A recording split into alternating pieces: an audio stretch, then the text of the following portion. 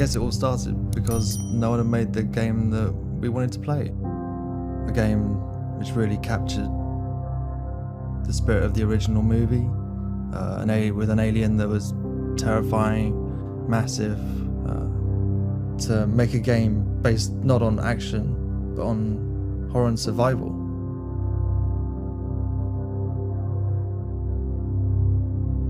This had to be a horror game. We wanted to create an experience that was terrifying and claustrophobic, a game where you would spend the entire time worrying about where the alien is.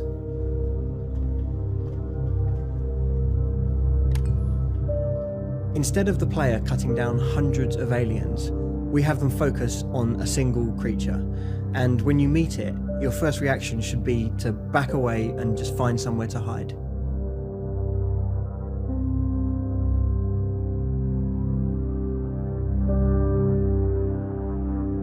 Getting the story right was really important to us.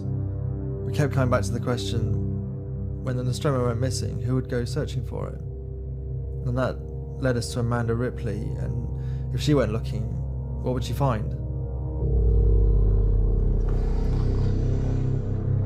In Alien Isolation, the player is a normal person in an extraordinary situation. The player isn't equipped with incredible firepower or military hardware. They are isolated, they are vulnerable, and they're just trying to survive moment to moment with whatever they can find in the environment that will give them some kind of edge. We've taken the majority of our cues from the original movie. This kind of lo-fi sci-fi has informed just about every aspect of the art, from the architecture to the character design, the materials we're using, visual effects, lighting. Everything comes back to this 1970s view of the future. Everything in the game, all the technology, has this kind of mechanical push-button feel to it, and that's really important to us.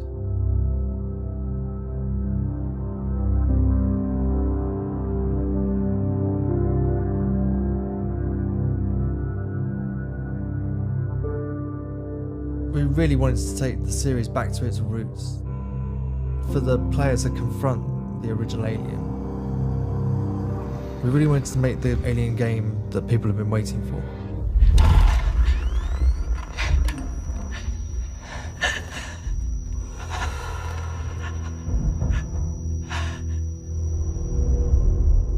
When audiences went to see Alien in theatres back in 1979, they were introduced to a new creature that was terrifying, unstoppable, and totally unique. We wanted to make a game that recaptured that original experience. We wanted to make the alien scary again. Depending on how cautious players are, we've seen encounters in Alien Isolation last well over 30 minutes in some cases, and this just can't be done with scripted behaviour. As soon as the player can predict a pattern in the alien, it stops being scary. It doesn't follow any prescribed path or set of behaviours that are telling it to do specific things. It's just reacting to the player's presence and the choices that the player makes. The alien really is hunting you. It is using active senses and moment-to-moment decision-making to hunt you down and kill you.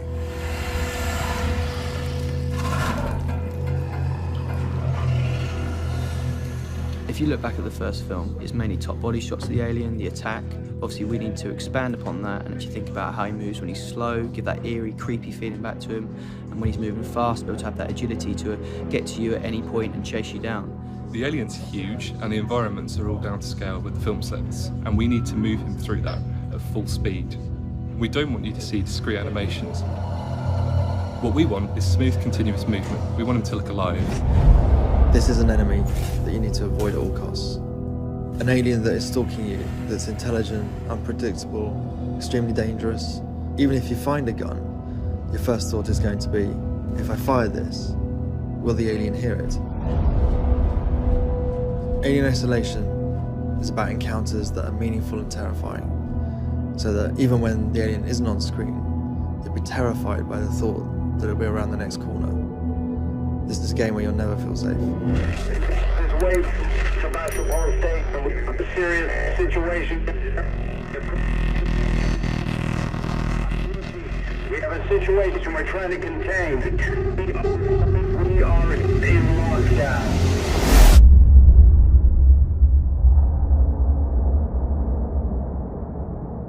Ridley Scott's original Alien movie presented a really grounded view of the future. This wasn't holograms and touchscreens. It's chunky, analog push-button technology. This is a world of CRT, not LCD. Early in development, our artists studied the work of Ron Cobb, who was one of the original concept artists on the film. And the goal was that if we could understand his process, we would be able to expand on the universe while still remaining faithful to the original source.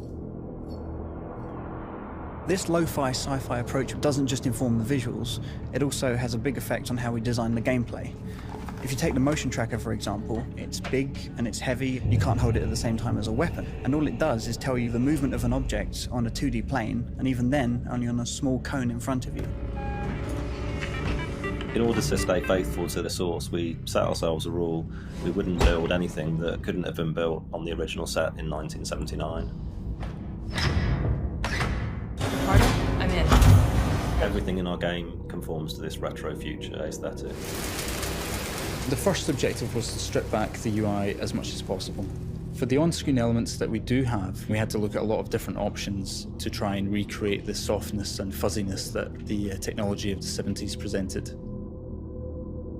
The technique that we found most effective was actually to take gameplay footage and UI elements and record them onto VHS tape and play them back through an old portable television. And on its way, we would distort the cables and stamp on the tape and generally destroy equipment in the process. And once we got that back into the game, we found that it didn't just look authentic, it was authentic. This is a game set in the future, but baked in the past. It's a place which we can really relate to. It's also a world in which technology won't save you.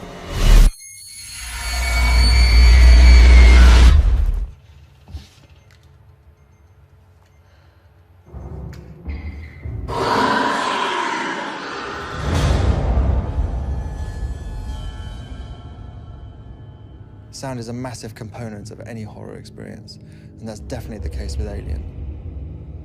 We wanted to be as authentic as possible when it came to recreating the sound of the original music, and so we put together our own orchestra from the best musicians that we knew around London, including some who'd actually played on the original recordings with Jerry back in the 1970s.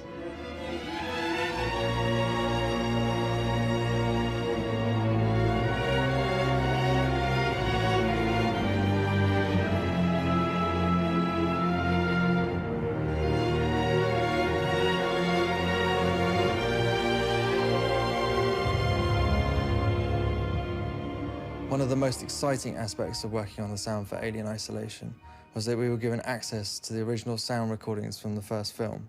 5A, Section 8.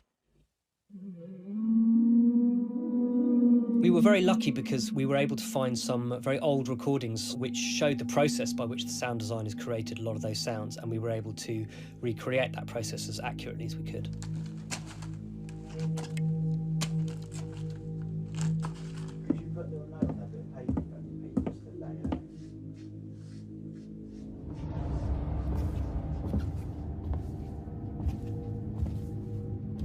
We have this really unpredictable, clever, adaptive alien, and we needed to build a sound engine that could help support that. We couldn't just have a mix that was static.